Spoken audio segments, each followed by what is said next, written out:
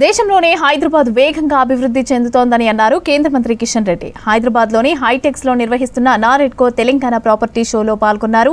సిటీలో real estate రంగాన్ని బలోపేతం చేయడంలో, మౌలిక వసతులు కల్పించడంలో కేంద్ర ప్రభుత్వం అత్యంత ప్రాధాన్యత ఇస్తోందన్నారు. 2047 వరకు భారత్ను అభివృద్ధి చెందిన దేశంగా తీర్చిదిద్దడమే లక్ష్యమని అన్నారు సెంట్రల్ మినిస్టర్ కిషన్ రెడ్డి.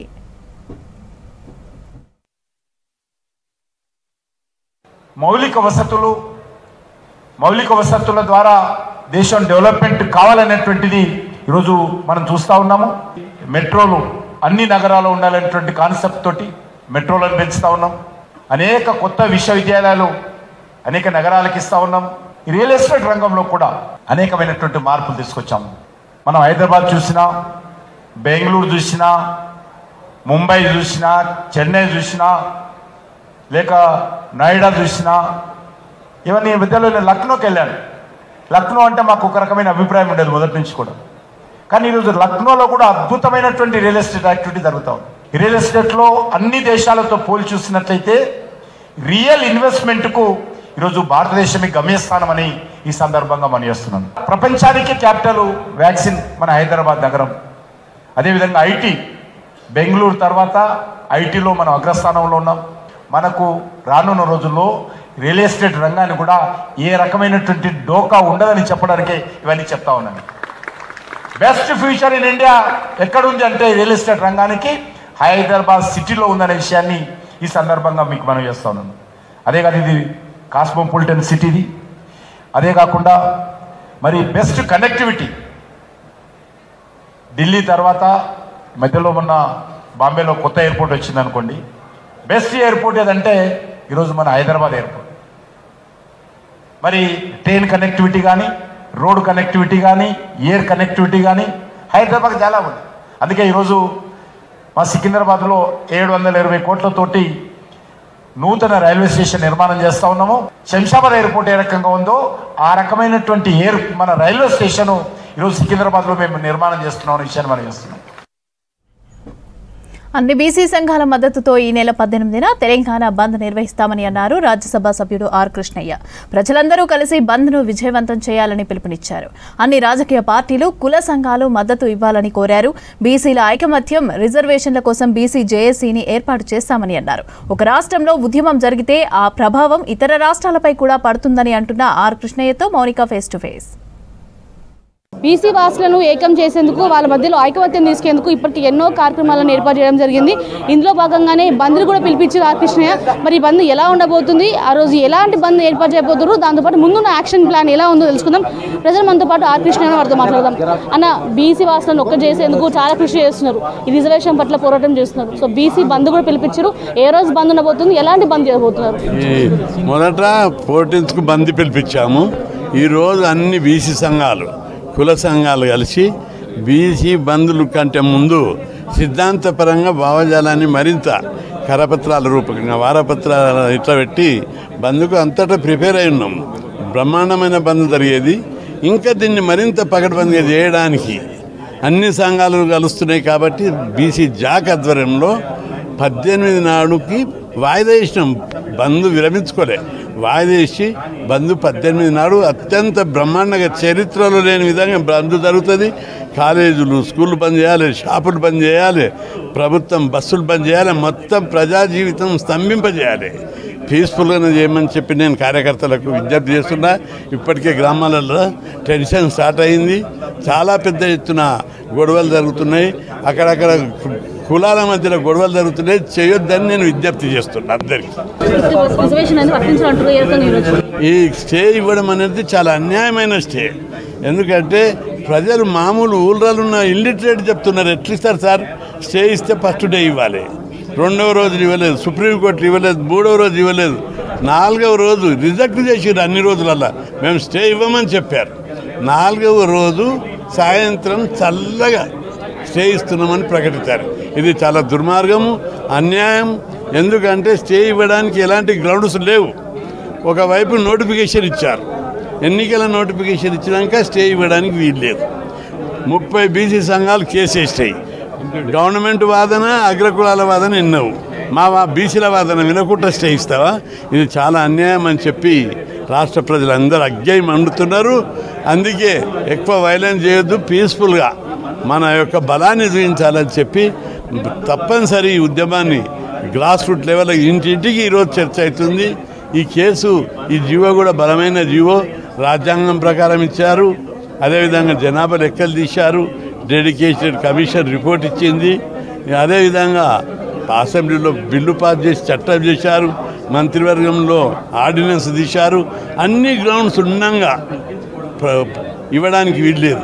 జనాభా లెక్కలు ఇవ్వనటువంటి రాష్ట్రాలలో మహారాష్ట్ర, ఉత్తరప్రదేశ్, మధ్యప్రదేశ్లో స్టే ఇవ్వడానికి జనాభా లెక్కలు లేవు అని చెప్పి స్టే ఇచ్చారు. ఇక్కడ ఎట్లా స్టే ఇస్తారని చెప్పి నేను అడుగుతున్నాను. ఈ బంద్ తర్వాత ఎలా ఉండబోతుంది, యాక్షన్ ప్లాన్ ఎలా ఉండబోతుంది? కుల సంఘాలు, బీసీ సంఘాలు ప్రతి టౌన్లో, నియోజకవర్గం లోపల మరియు జిల్లా హెడ్ క్వార్టర్ లోపల రౌండ్ టేబుల్ సమావేశాలు, కుల సంఘాలు, బీసీ సంఘాల సమావేశాలు, అఖిలపక్ష సమావేశము, ఆల్ పార్టీ మీటింగ్లు, సెమినార్లు, రౌండ్ టేబుల్ కాన్ఫరెన్సులు పెట్టాలని చెప్పి పిలుపునిచ్చాము. ఈ ఉద్యమం లోపల సర్పంచులు, ఎంపీటీసీలు, జడ్పీటీసీలు ప్రతి ఒక్కరు పాల్గొవాలి. మీకోసం మేము చేస్తున్నాం, మీరు అందరు ఇన్వాల్వ్ కావాలని అందరికీ నేను త్వరలోపలనే ఈ ప్రోగ్రామ్స్ అందడి బంద్ తర్వాత కూర్చొని పెద్ద ఎత్తున లక్షలాది మందితో మిలియన్ మార్చ్ చేసి హైదరాబాద్ను దిగ్బంధం చేస్తాం. చరిత్రలో ఎప్పుడు జరిగిన విధంగా చేస్తాం. ప్రతి ఒక్కరు ఇంట్రెస్ట్ చూపెడుతున్నారు. మేము మా ఊళ్ళకి వెళ్ళి ఇంటికి ఒక మనిషి పోస్తామంటున్నారు. మాకు అన్యాయం జరిగింది. ఈ ఉద్యమం టోటల్గా చట్టసభలో రిజర్వేషన్లు పెట్టే వరకు వదిలిపెట్టేది లేదు. బీసీలందరూ అప్రమత్తంగా ఐక్యమత్యంతో యువలకు పోకుండా, ఆధిపత్య పోర్లు చేయకుండా యూనిట్గా అన్ని కులాలు కలిసి ఉద్యమాలు చేయాలి అని చెప్పి నేను విజ్ఞప్తి చేస్తున్నాను. సో మొత్తానికి అయితే ఈరోజు బీసీ జాక్ పేరుతో అయితే ఒక 6 సభ్యులతో కమిటీ కూడా ఏర్పాటు చేయడం జరిగింది. రానున్న రోజుల్లో మరిన్ని యాక్టివిటీస్లో పాల్గొంటామని కూడా చెప్తున్న పరిస్థితి. ఈ నెల 18న అయితే మొత్తం తెలంగాణ రాష్ట్ర వ్యాప్తంగా కూడా బంద్కి పిలుపునివ్వడం జరిగింది బీసీ సంఘాల నేతలు. దాంతోపాటు మిలియన్ మార్చ్కి కూడా ముందుకు వెళ్తామని, ఎట్టి పరిస్థితుల్లో కూడా బీసీ ఐకమత్యంగా ఉండాలని కూడా పిలుపునివ్వడం జరిగింది. MSN Prashant, Monica, 6 news, Hyderabad. కేంద్ర ప్రభుత్వం ఆదేశాలతో రాష్ట్రంలోని 6 జిల్లాల్లో పోలియో డ్రైవ్ నిర్వహిస్తున్నారు అధికారులు. పాకిస్తాన్, బంగ్లాదేశ్లలో పోలియో కేసులు నమోదు కావడంతో ముందు జాగ్రత్త చర్యల్లో భాగంగా పోలియో డ్రైవ్ చేపట్టింది కేంద్ర ప్రభుత్వం. హైదరాబాద్లో ఈ నెల 15 వరకు పోలియో చుక్కలు వేయనున్నారు మెడికల్ సిబ్బంది. 5 ఏళ్లలోపు పిల్లలకు పోలియో డ్రాప్స్ వేయించాలని తల్లిదండ్రులను కోరారు అధికారులు. రేపటి నుంచి ఇంటింటికి వెళ్లి పోలియో చిన్నారులకు polio drops వేయనున్నారు.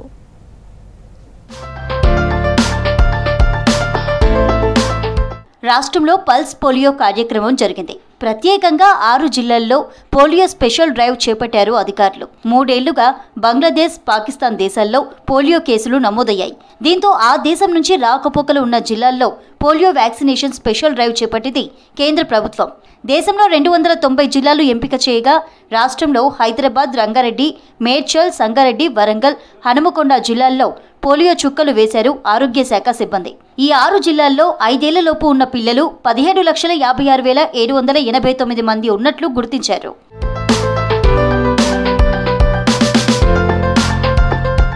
Pulse polio special డ్రైవ్లో పిల్లలందరికీ పోలియో డ్రాప్స్ వేయించాలన్నారు హైదరాబాద్ కలెక్టర్ హరిచందన.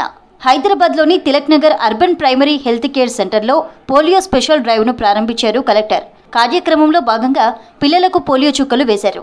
ఇండియా పోలియో ఫ్రీ కంట్రీగా గుర్తింపు పొందిందని, పొరుగు దేశాల్లో కేసులు నమోదవడంతో ముందు జాగ్రత్తగా పోలియో స్పెషల్ డ్రైవ్ నిర్వహిస్తున్నామన్నారు కలెక్టర్ హరిచందన.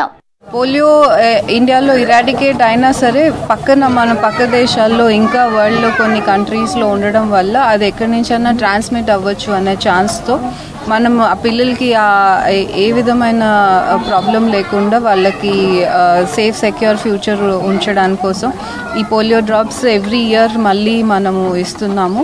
సో అందరు పేరెంట్స్కి అగైన్ రిక్వెస్ట్, ఏమేమి ప్రాబ్లం ఉండదు. ఇప్పుడు మీరు చూసుంటారు, పిల్లలు హ్యాపీగా తీసుకున్నారు. సో జస్ట్ 2 డ్రాప్స్ వాళ్ళ లైఫ్ లాంగ్ వాళ్ళకి ఆ డిజీజ్ నుంచి కాపాడుతాయి. సో అందరినీ ఒకసారి రిక్వెస్ట్ చేస్తున్నాము తీసుకురమ్మని. కేంద్ర ఆరోగ్య శాఖ ఆదేశాలతో రాష్ట్రంలోని 6 జిల్లాల్లో పల్స్ పోలియో స్పెషల్ డ్రైవ్ నిర్వహిస్తున్నామని తెలిపారు హైదరాబాద్ డిఎంహెచ్ఓ డాక్టర్ వెంకట్. హైదరాబాద్లో ఈ నెల 15 వరకు జిల్లాల్లో 3 రోజులు చిన్నారులకు పోలియో డ్రాప్స్ వేస్తామన్నారు. రేపటి నుంచి ఇంటింటికి వెళ్లి పోలియో చుక్కలు వేస్తామన్నారు. నిన్నటి నుంచే బస్టాండ్లు, రైల్వే స్టేషన్ కేంద్రాల్లో మెడికల్ సిబ్బంది పోలియో చుక్కలు వేస్తున్నారని తెలిపారు డిఎంహెచ్ఓ డాక్టర్ వెంకట్. సో హైదరాబాద్లో 12, 13, 14, 15 తేదీల్లో ఈ కార్యక్రమం నిర్వహిస్తూ ఉన్నాం. దాదాపుగా 2586 సెంటర్స్ అనేటివి ఏర్పాటు చేయడం జరిగింది హైదరాబాద్ అంతటా. నిన్న రాత్రి మధ్యరాత్రి 12 గంటల నుంచే మనకు రైల్వే స్టేషన్స్, బస్ స్టేషన్స్లో మనము పోలియో చుక్కల కార్యక్రమం స్టార్ట్ చేయడం జరిగింది. ఆ రైళ్లలో కూడా పిల్లలు వస్తూ ఉంటే వాళ్ళ రైళ్లలో తిరిగి కూడా మా వాళ్ళు చుక్కలు అనేది వేయడం అనేది జరుగుతుంది. రేపటి నుంచి ఎవరైతే పిల్లలు తప్పిపోయారో రాలేదో హౌస్ టు హౌస్ యాక్టివిటీ జరుగుతుంది. రంగారెడ్డి జిల్లాలోని నార్సింగి, మణికొండలో 5 ఏళ్లలోపు చిన్నారులకు పోలియో డ్రాప్స్ వేశారు మెడికల్ సిబ్బంది. కాలనీలు, బస్తీలతో పాటు బహిరంగ ప్రదేశాల్లో పల్స్ పోలియో కేంద్రాలను ఏర్పాటు చేశారు. తమ పిల్లలను హెల్త్ సెంటర్లకు తీసుకువచ్చి పోలియో చుక్కలు వేయించారు తల్లిదండ్రులు.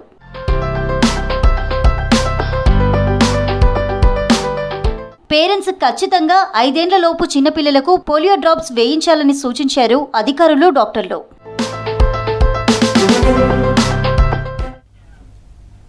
జూబ్లీహిల్స్ బై ఎలక్షన్లో నవీన్ యాదవ్ను కాంగ్రెస్ అభ్యర్థిగా ప్రకటించడం పట్ల హర్షం వ్యక్తం చేశారు రాష్ట్ర యాదవ సేన నాయకులు కట్టెల శ్రీనివాస్ యాదవ్. సోనియా గాంధీ, రాహుల్ గాంధీ, మల్లికార్జున ఖర్గేతో పాటు PCC chief Mahesh Kumar Goud CM Revanth రెడ్డికి కృతజ్ఞతలు తెలిపారు. బీఆర్ఎస్ చేసిన సర్వేలో కూడా కాంగ్రెస్ పార్టీ అభ్యర్థి నవీన్ యాదవ్ గెలుస్తున్నాడని పక్కా సర్వే వచ్చిందన్నారు. నవీన్ యాదవ్కు అండగా ఉండి ప్రతి గల్లీ, ఇల్లు, బస్తీ తిరిగి ఎలక్షన్ క్యాంపెయినింగ్ చేస్తామని అన్నారు యాదవ సేన నాయకులు. నవీన్ యాదవ్కి టికెట్ రావద్దని ముఖ్యంగా ఆపోజిషన్ పార్టీ వాళ్ళు, బీఆర్ఎస్ వాళ్ళు అనేక ఆరోపణలు, అర్థం లేని ఆరోపణలు చేస్తూ వాళ్ళ తండ్రి గారైనటువంటి చిన్న శ్రీశైలం యాదవ్ మనందరికి సుపరిచితుడు. ఆయన పాపం 40 సంవత్సరాల నుంచి సోషల్ వర్క్ చేస్తూ ప్రతి ఒక్క సమస్యని ఆయన ఇంటి సమస్యలాగా తీర్చుతూ ఎవరిని కూడా హాని చేయకుండా ఒక మంచి మా కులంలో కూడా చిన్న శ్రీశైలమైన ఆత్మీయుడు. ఈరోజు కష్టపడిన వాళ్ళకి, గెలిచిన వారికి టికెట్ ఇస్తామని దిశగా మా రాష్ట్ర ముఖ్యమంత్రి రేవంత్ రెడ్డి గారు సర్వేలు చేయించి అదేవిధంగా తప్పకుండా నవీన్ యాదవ్ టికెట్ ఇస్తేనే అక్కడ మనం గెలుస్తామని చెప్పి ఉద్దేశంతో ఆయనకు టికెట్ ఇవ్వడం జరిగింది. ఈరోజు మేము చాలా స్పష్టంగా తెలంగాణలో ఉన్న ప్రతి యాదవ్కి, యాదవ్ బిడ్డకి మేము ఈరోజు ఈ వేదిక ద్వారా రిక్వెస్ట్ చేస్తూ ఉన్నాం. ఈరోజు నవీన్ యాదవ్ టికెట్ ఇచ్చడం కాదు, ప్రతి తెలంగాణలో యాదవ్ బిడ్డకు టికెట్ వచ్చిందని భావించి మనం అందరం కూడా నవీన్ యాదవ్ గెలుపు కోసమై ప్రత్యేకమైన శ్రద్ధతో అందరం కూడా మనం సమయం తక్కువ ఉంది కాబట్టి ఒక ప్రణాళిక ప్రకారంగా ముఖ్యంగా మేమైతే తెలంగాణ రాష్ట్ర యాదవ్ సేన ఆధ్వర్యంలో మేము చాలామంది సభ్యులు ఉన్నాం. జూబ్లీహిల్స్లో ఉన్న 6 డివిజన్స్లో ఏ రకంగా మేము కార్యాచరణ చేసి నవీన్ యాదవ్ గెలుపు కోసం కృషి చేస్తామని చెప్పి కూడా మేము త్వరలోనే పార్టీ బలోపేతమే లక్ష్యంగా అన్ని వ్యవస్థలను పటిష్టం చేస్తున్నామని అన్నారు ఏఐసీసీ అబ్జర్వర్ అంజలి అంబార్కర్. జాతీయ స్థాయిలో గుజరాత్లో పార్టీ సంస్థాగత ఎన్నికలు ప్రారంభించి రాజస్థాన్, మధ్యప్రదేశ్, హర్యానా మీదుగా కొనసాగిస్తున్నామని అన్నారు. పారదర్శకంగా కాంగ్రెస్ కమిటీలను ఎన్నిక చేస్తామని చెప్పారు. మేడ్చల్లో డీసీసీ అధ్యక్షులు హరివర్ధన్ రెడ్డి అధ్యక్షతన పార్టీ నేతలతో సమావేశమయ్యారు అంజలి. అధ్యక్ష ఎన్నిక కోసం మండల స్థాయి నుంచి కార్యకర్తల అభిప్రాయాలు సేకరించి అధిష్టానానికి అందించనున్నట్లుగా తెలిపారు. ఈ నెల 22న ఏఐసీసీకి నివేదిక ఇస్తామని చెప్పారు. ఇక పార్టీ కోసం పనిచేసే వారికి సముచిత స్థానం దక్కుతుందని తెలిపారు.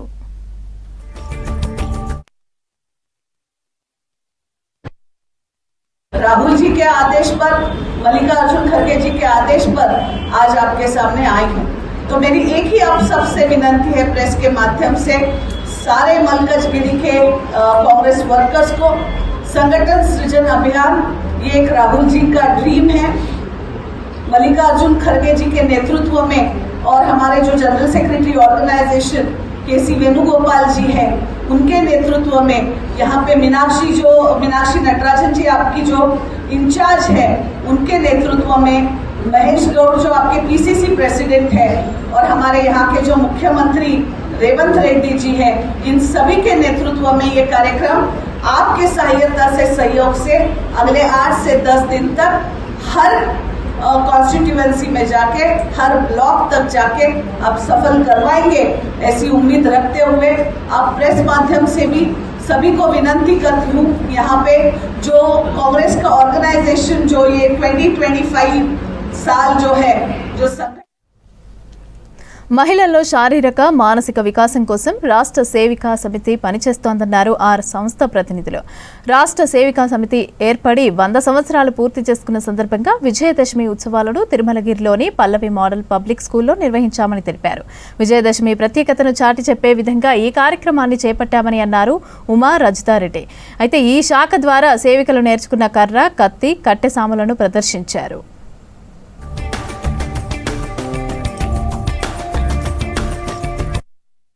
అది రాష్ట్ర సేవికా సమితి వాళ్ళు జనరల్గా ఎవ్రీ ఇయర్ దసరా ఉత్సవాలు చేసుకుంటారు.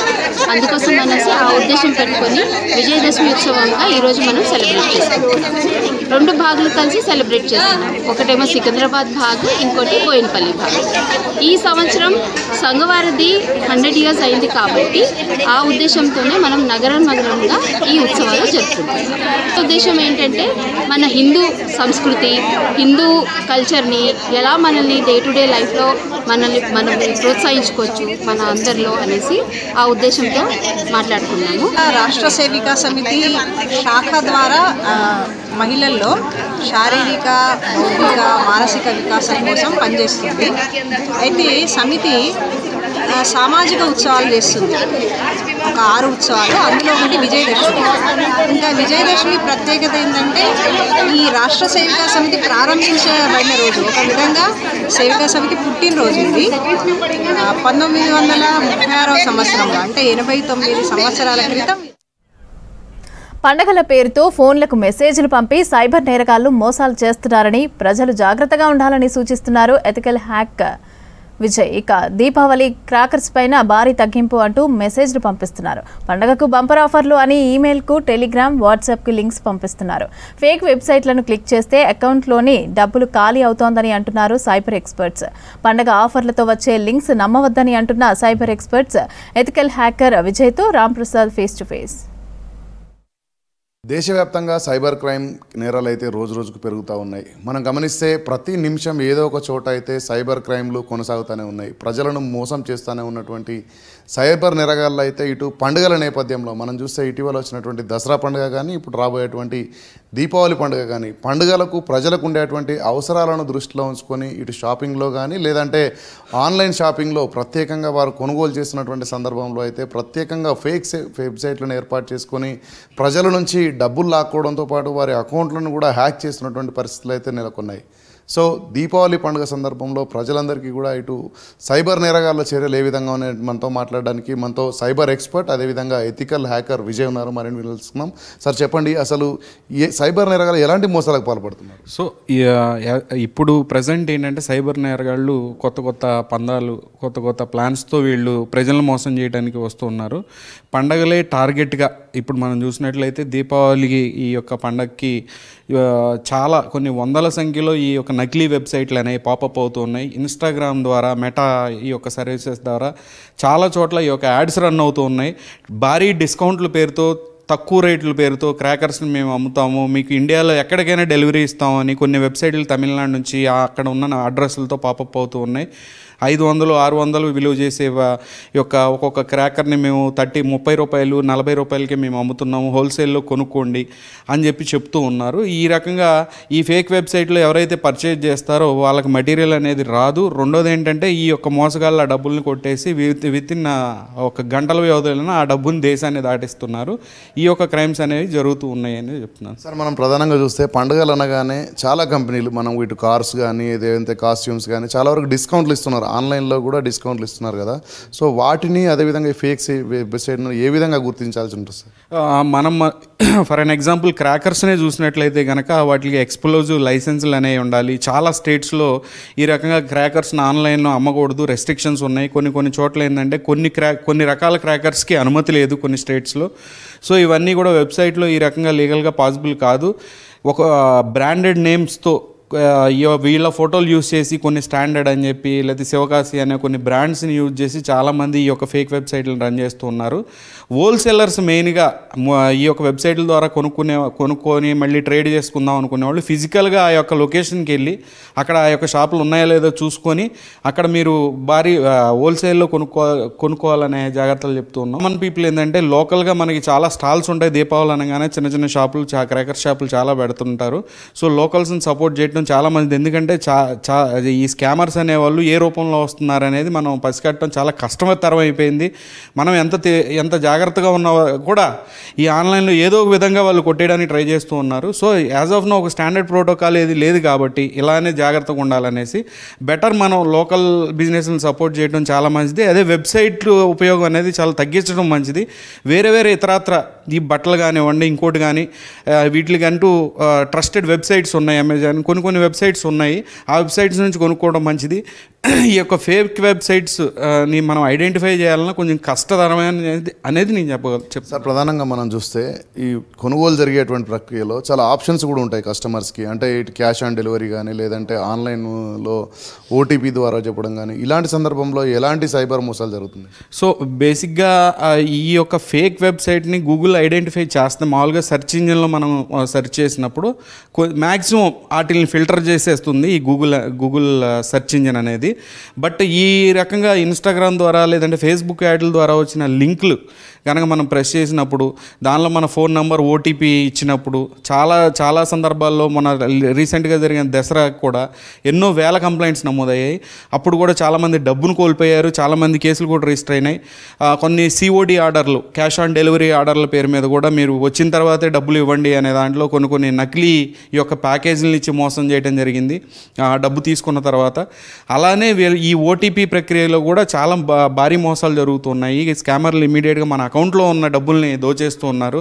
వాళ్ళ ఉన్న ఏపీకేలు కానీ ఇన్స్టాల్ చేసి లేదంటే మన ఫోన్పేని హ్యాక్ చేసి కానివ్వండి రకరకాల మెథడ్స్ యూజ్ చేసి ఈ యొక్క డబ్బును కొట్టేస్తున్నారు. కాబట్టి ఈ రకమైన ఫేక్ వెబ్సైట్ అనే కాదు, కొంచెం అబ్నార్మల్గా కనిపించిన ఏ వెబ్సైట్ నుంచి అయినా సరే మనం గుడ్డి నమ్మకంతో కొనకూడదు అని చెప్తున్నాను. ట్రస్టెడ్ వెబ్సైట్స్ ఫర్ కొన్ని రోజుల వరకు మనం ట్రస్టెడ్ వెబ్సైట్ నమ్ముకోవడం చాలా మంచిది అనేది నేను చెప్పగలుగుతాను. ప్రధానంగా మనం చూస్తే సాధారణంగా ప్రతి వస్తువు కూడా ఆన్లైన్లో, ఇటు ఫుడ్ కానీ అన్నీ కానీ ఏ రోజు ఆ రోజు ఆన్లైన్లో కొనుక్కున్న సందర్భంలో, సో పండుగల సందర్భంలో కూడా కొనుగోలు చేయాలనుకున్నటువంటి ప్రజలకు మీరేం చెప్తారు సార్? ఫర్ నౌ, ఎందుకంటే మన సొంత సాఫ్ట్వేర్స్ మనం తయారు చేసుకుంటున్నాం, ఆపరేటింగ్ సిస్టమ్ తయారు చేసుకుంటున్నాం, సొంత ఈ సెక్యూరిటీ ప్రోటోకాల్ని ఇంకా మనం ఎవాల్వ్ అవుతూ ఉన్నాం.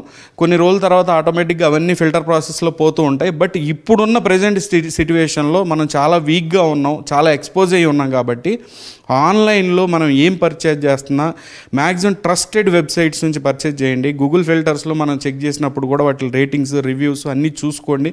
ఫేక్ రివ్యూస్ కూడా ఉంటాయి. సో మ్యాక్సిమం ఆల్రెడీ పాతవి ఏవైతే వెబ్సైట్లు ఉన్నాయో వాటిని ఫాలో అవటమే మంచిది అనేది నేను చెప్పగలుగుతున్నాను. ట్రస్టెడ్కి సంబంధించినటువంటి ఏదైతే సైట్స్ ఉన్నాయో ఇటు అమెజాన్ కానీ తదితర షాపింగ్ సంబంధించినటువంటి ఒక సైట్లలో మాత్రమే కొనుగోలు చేయాలి. లేదా ఏదైతే భారీగా డిస్కౌంట్లు, భారీగా ఆఫర్లు ఇస్తున్నామని చెప్పేసి ప్రకటనలు చేస్తున్నటువంటి ఫేక్ వెబ్సైట్ల ద్వారా కొనుగోలు చేసినట్లయితే వారికి మనకు సంబంధించినటువంటి డాటా పోవడంతో పాటు డబ్బులను కూడా దోచుకునేటువంటి ప్రభావం ఉంది. గతంలో కుంభమేళ లాంటి ఘటనలు పునరావృతం కాకుండా అయితే ప్రజలందరూ అప్రమత్తంగా ఉండాలని అయితే మనతో సైబర్ ఎక్స్పర్ట్ విజయ్ చెప్తున్నటువంటి పరిస్థితి. కెమెరామెన్ రమేష్తో Ramprasad, V6 news, Hyderabad. Semiconductor innovation museum నేటి తరానికి ఆశాకిరణమని అన్నారు చిలుకూరు బాలాజీ దేవాలయ ప్రధాన అర్చకులు రంగరాజన్. ఈ కేంద్రం టెక్ నాయకులను తయారు చేస్తోందని ఆశాభావం వ్యక్తం చేశారు. హైదరాబాద్లో ప్రారంభించిన మ్యూజియాన్ని పరిశీలించారు రంగరాజన్. ఈ కార్యక్రమంలో హర్యానా గవర్నర్ బండారు దత్తాత్రేయ, మంత్రి వాకిటి శ్రీహరి, టీజీప్ చైర్మన్ సందీప్ కుమార్ పాల్గొన్నారు.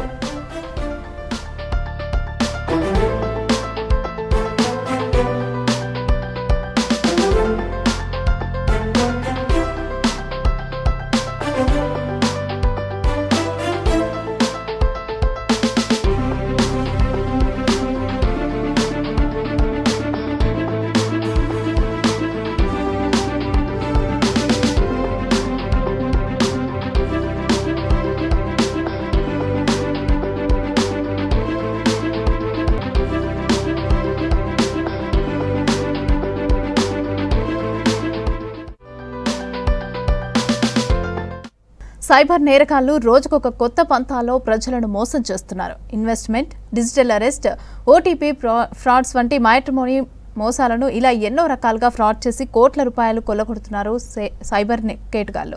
సైబర్ నేరాలపైన పోలీసులు అవగాహన కల్పిస్తున్నా కూడా రోజుకొక కొత్త తరహా మోసాలు చేస్తూనే ఉన్నారు. ఇప్పుడు పోస్టల్ డిపార్ట్మెంట్ పేరిట ఫేక్ మెసేజ్లు పంపి మోసాలకు పాల్పడుతున్నారు సైబర్ క్రిమినల్స్.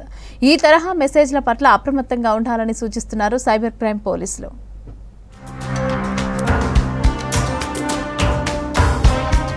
రోజుకో కొత్త నేరాలకు పాల్పడుతున్నారు సైబర్ నేరగాళ్లు. ఇన్వెస్ట్మెంట్ ఫ్రాడ్స్, జాబ్ ఫ్రాడ్స్, ఎన్నో రకాల ఆన్లైన్ మోసాలు చేశారు. పోలీసులమంటూ డిజిటల్ అరెస్టు పేరుతో కూడా చాలా మోసాలకు పాల్పడ్డారు సైబర్ నేరగాళ్లు. ఈ తరహా మోసాలపై సైబర్ క్రైమ్ పోలీసులు ప్రజలకు అవగాహన కల్పించారు. మరో కొత్త తరహా మోసం చేస్తున్నారు. పోస్టల్ డిపార్ట్మెంట్ పేరుతో మెసేజ్లు పంపి బ్యాంక్ ఖాతా ఖాళీ చేసే స్కెచ్ వేశారు సైబర్ నేరగాళ్లు.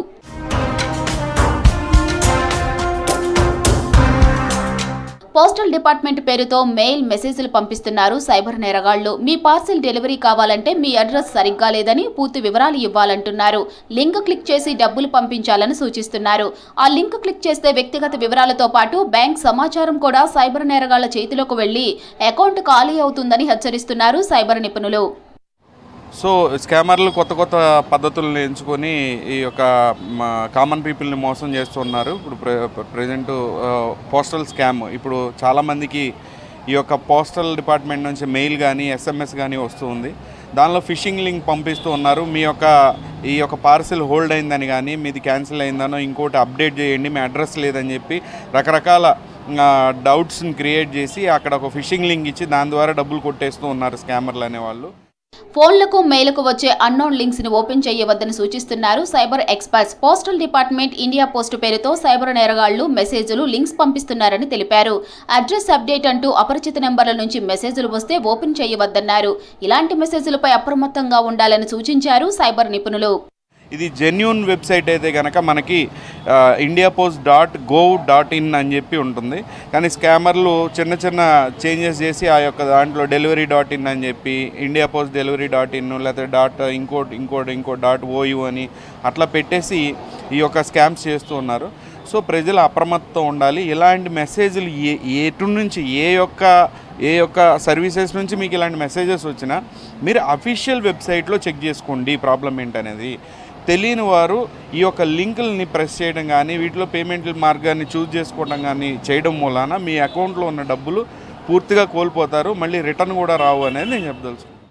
సైబర్ మోసాల బారిన పడితే 1930కి ఫిర్యాదు చేయాలని సూచిస్తున్నారు సైబర్ క్రైమ్ పోలీసులు. ప్రజలను అప్రమత్తం చేస్తూ పోస్టల్ ఫ్రాడ్పై పోస్టర్ విడుదల చేశారు పోలీసులు.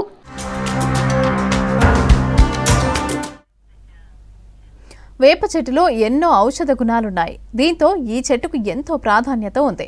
చైనా వంటి దేశాలు వేప చెట్టు ప్రాముఖ్యతను గుర్తించి లక్షల మొక్కలు నాటి లాభాలు పొందుతున్నారు.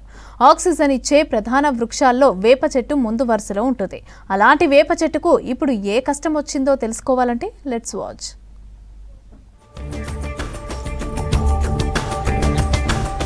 వేప చెట్టు చిగుర్ల నుంచి కొమ్మలు, కాండం అన్నీ ఎండిపోతున్నాయి. వేప చెట్టుకు డైబ్యాక్ అనే వ్యాధి సోకిందంటున్నారు పర్యావరణవేత్తలు. మొదటగా ఆకులు ఎర్రగా మారి ఎండిపోతాయని తెలిపారు. వేప చెట్టుకు భారతీయులకు అవినాభావ సంబంధం ఉంది. ప్రతి ఇంట్లో కనీసం ఒక వేప చెట్టైనా ఉండేది. కానీ కాలక్రమేణా అవి అంతరించిపోతున్నాయి. ఆయుర్వేద వైద్యంలోనూ వేప ఆకులను వాడుతుంటారు. పొలాలు, జనావాసాల మధ్య రోడ్లపై ఉన్న వేప చెట్లు ఎర్రగా మారుతూ ఆకులు ఎండిపోయి నిర్జీవంగా కనిపిస్తున్నాయంటున్నారు పర్యావరణవేత్తలు.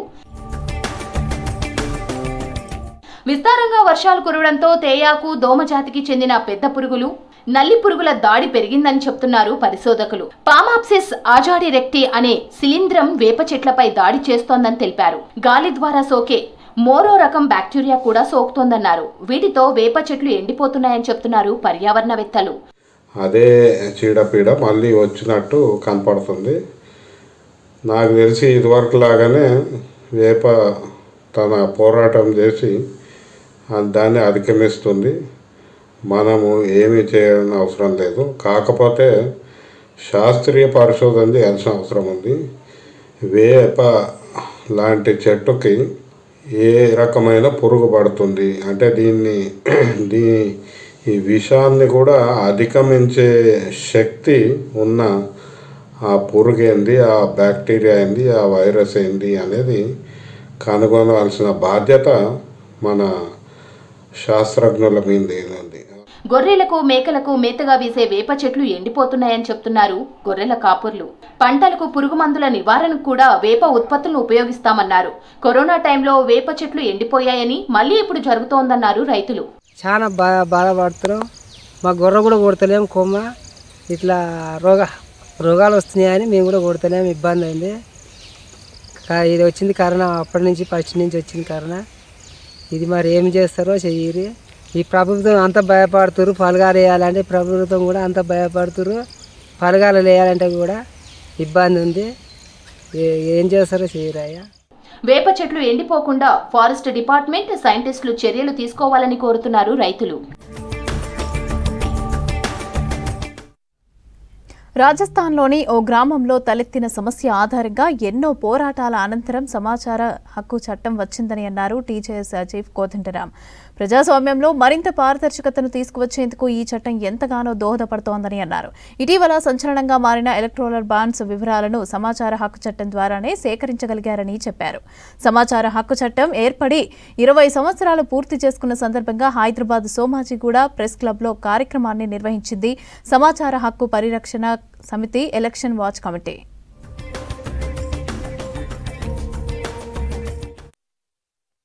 రాజస్థాన్లో వాళ్ళు జరిపిన పోరాటం ప్రకారం వాళ్ళు గ్రామ సభకు సంబంధించిన, గ్రామ పంచాయతీకి సంబంధించిన రికార్డులు అడిగారు.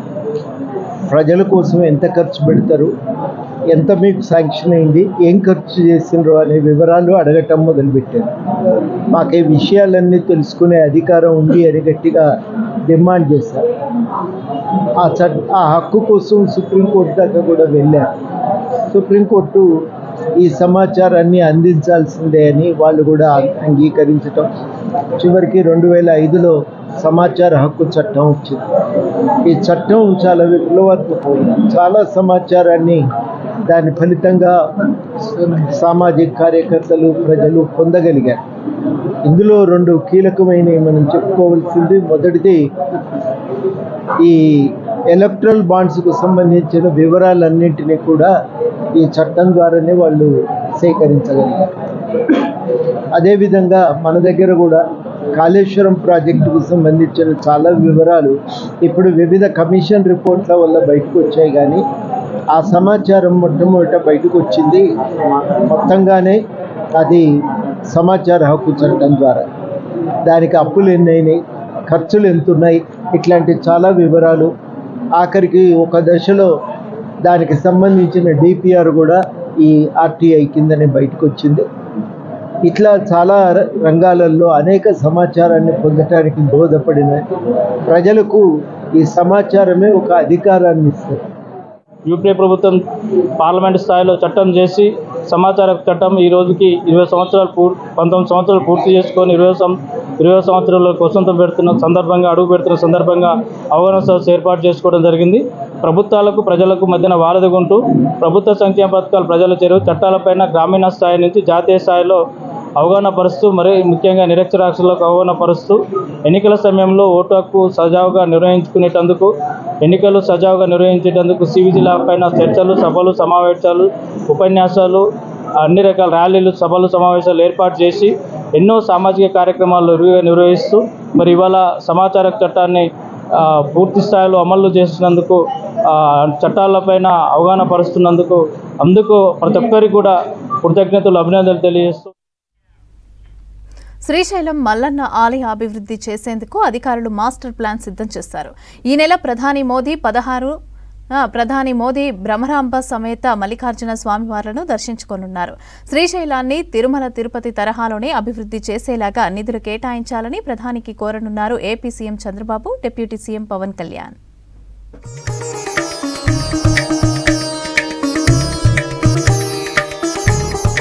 శ్రీశైలం శ్రీశైల మహాక్షేత్రం అభివృద్ధికి నూతన ప్రతిపాదనలు సిద్ధం చేశారు దేవస్థానం అధికారులు. ఈ నెల 16న ప్రధాని మోదీ శ్రీశైలం దర్శనానికి రానున్నారు. దీంతో మల్లన్న ఆలయానికి 1657 కోట్ల ఆర్థిక సహాయం చేయాలని ముఖ్యమంత్రి చంద్రబాబు, ఉప ముఖ్యమంత్రి పవన్ కళ్యాణ్ ఆధ్వర్యంలో ప్రధానిని కోరనున్నారు. కాశీ క్షేత్రంలో కాశీ విశ్వనాథ్ కారిడార్, ఉజ్జయిని మహంకాళి కారిడార్ తరహాలో శ్రీశైల క్షేత్ర కారిడార్ను అభివృద్ధి చేయడానికి నిధులు వినియోగించాలని దేవాదాయ శాఖ, దేవస్థానం అధికారులు యోచిస్తున్నారు.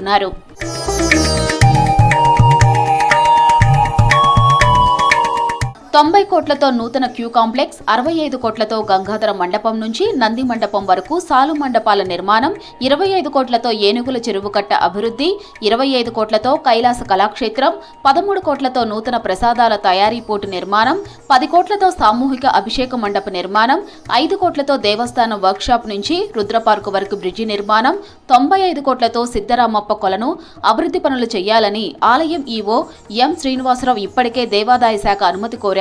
శ్రీశైల దేవస్థానం నాగార్జున సాగర్ శ్రీశైలం టైగర్ రిజర్వ్ పరిధిలో ఉండటంతో అభివృద్ధి పనులు చేయాలంటే అటవీ శాఖ నుంచి అభ్యంతరాలు వ్యక్తమవుతున్నాయి. దీంతో శ్రీశైల దేవస్థానం భూమి సమస్యను ప్రధాని దృష్టికి తీసుకెళ్లనున్నారు అధికారులు. అటవీ శాఖ అభ్యంతరాలు లేకుండా 2000 హెక్టార్ల భూమి దేవస్థానానికి చెందే విధంగా సమస్య పరిష్కరించాలని విన్నవించుకోనున్నారు.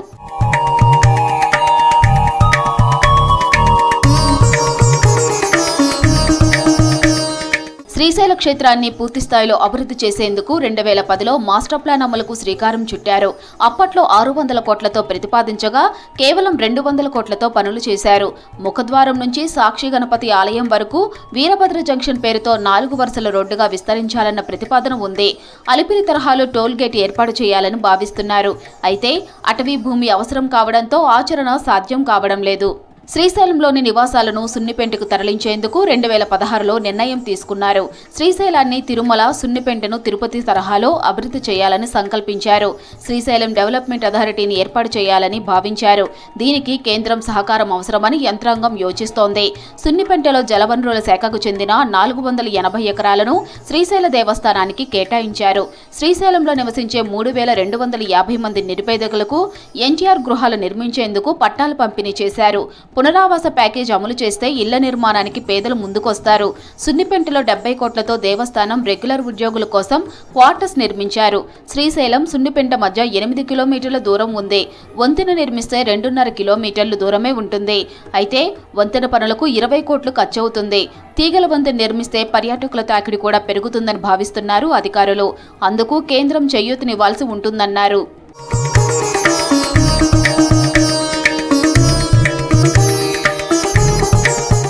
భక్తులు, టూరిస్టుల తాకిడి పెరగడంతో శ్రీశైలంలో ట్రాఫిక్ సమస్య వేధిస్తోంది. శ్రీశైలం ఆనకట్ట దగ్గర నుంచి బ్రహ్మగిరి వరకు వందలాదిగా వచ్చే కార్లు, ఇతర వాహనాలు ఘాట్ రోడ్లో గంటల తరబడి ఆగిపోతున్నాయి. తెలంగాణ పరిధిలో అమ్రాబాద్ నుంచి బ్రహ్మగిరి వరకు ఎలివేటెడ్ కారిడార్ నిర్మాణాన్ని తెలంగాణ సర్కార్ కేంద్ర ప్రభుత్వం దృష్టికి తీసుకెళ్లింది. కర్ణాటక, రాయలసీమ ప్రాంతాల నుంచి వచ్చే భక్తులు ఆత్మకూరు, దోర్నాల మధ్య ఉన్న ఇరుకైన రహదారితో తీవ్ర ఇబ్బందులు పడుతున్నారు. ఆత్మకూరు, దోర్నాల మధ్య నల్లమల అడవులు ఉండటంతో జాతీయ రహదారి నిర్మాణం ఊసే లేకుండా పోయింది.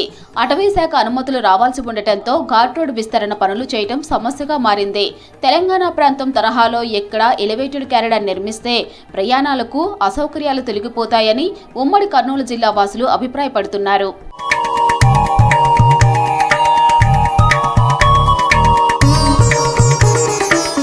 గతంలో హెలీ టూరిజం ప్రవేశపెట్టినప్పటికీ స్థలం కొరతతో దానిని ఆపేశారు. చిన్నపాటి విమానాశ్రయం ఏర్పాటు చేసినా అన్ని జ్యోతిర్లింగాలకు అనుసంధానం చేసినట్లవుతుందని భక్తులు అభిప్రాయపడుతున్నారు. వీటన్నింటికీ నిధులు మంజూరు చేయాలని పలువురు కోరుతున్నారు.